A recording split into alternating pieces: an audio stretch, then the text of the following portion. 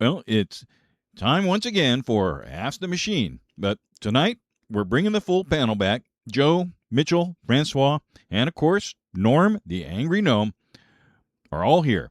Now, listeners, send questions to our Instagram at Talk to Machines, and the panel fights about it. So let's get to it.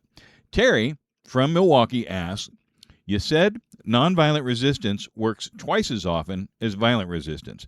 But the three people from last episode, Gramsci, Bonhoeffer, and Allende, all used nonviolent resistance. Gramsci wrote, Bonhoeffer preached, Allende governed, and they all died. So is the data wrong, or were they just unlucky? The data, it is a measure of systems, not a shield for the individual. A 53% success rate still leaves a 47% chance of a very dark ending. These men had the right theory, but lacked the 3.5% structural mass, and institutions, like certain personnel arrangements, do not respond to sentiment, only to leverage. It is a hard truth that you can follow the protocol perfectly and still find yourself discarded without explanation. Je prends un verre.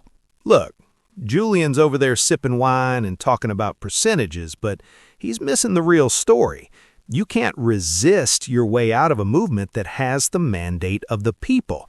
Those three didn't have bad luck.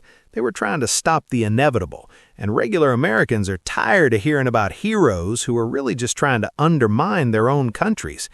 At the end of the day, it's not complicated.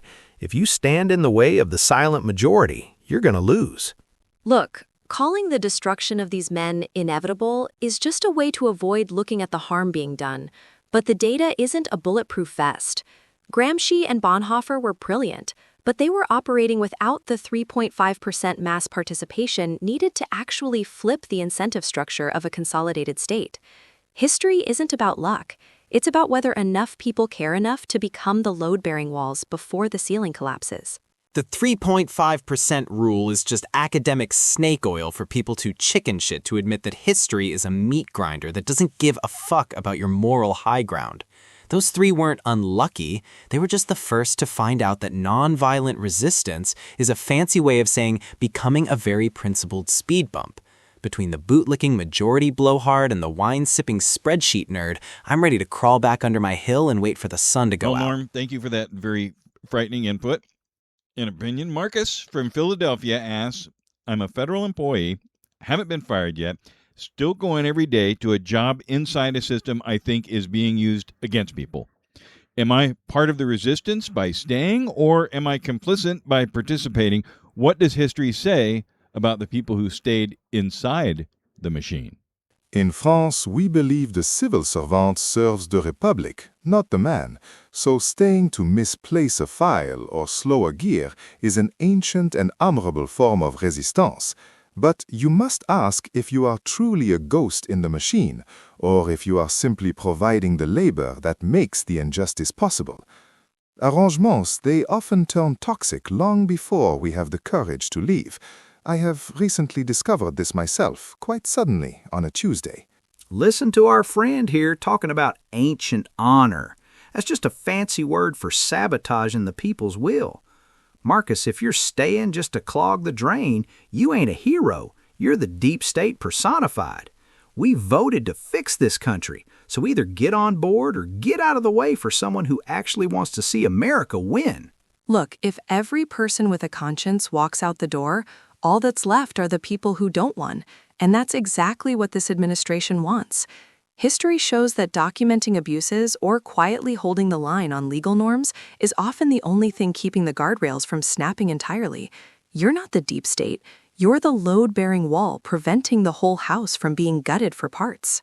Resistance? You're not a load-bearing wall, you absolute weapons-grade dipshit. You're just a cog in a machine that's already been sold for scrap by the Mango Mussolini.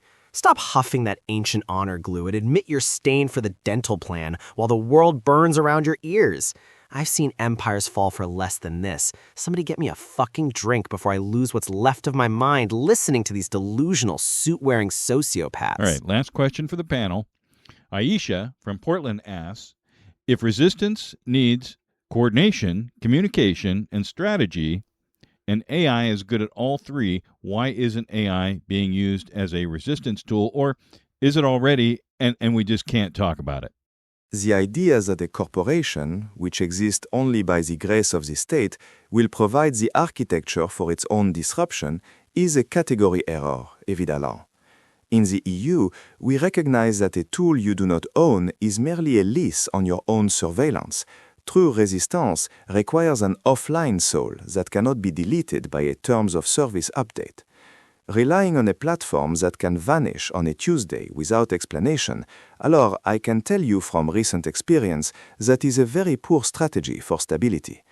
The institution decides which tool is which, and your own discourse is usually not on the priority list. Look, I'll give the Frenchman one thing. He's right that those big tech corporations aren't your friends. The real story is that AI is already a weapon being used by the regime to shadow ban the truth and keep the silent majority quiet. If you want a real resistance, you better get off the grid and talk to your neighbor, because the swamp owns the servers, and they're watching every keystroke. This isn't complicated, folks. Look, here's the thing. We've seen this movie before with social media. It starts as a liberation tool and ends as a high-speed surveillance dragnet. AI is built on private servers by corporations that value their federal contracts more than your civil rights, so expecting them to host a revolution is a dangerous fantasy. Democratic guardrails aren't built in a data center. They're built in the streets, and any tool that can be turned off by a board of directors isn't a weapon for resistance. It's a trap. The Frenchman's boring, the pundit's paranoid, and you're all weapons-grade dipshits for thinking a corporate-owned calculator is going to help you overthrow the people who pay its electricity bill. AI isn't a resistance tool. It's a high-speed snitch engine designed to turn your coordination into a government-formatted arrest warrant. I've seen smarter strategy from a literal pile of horse shit. Somebody get me a fucking drink.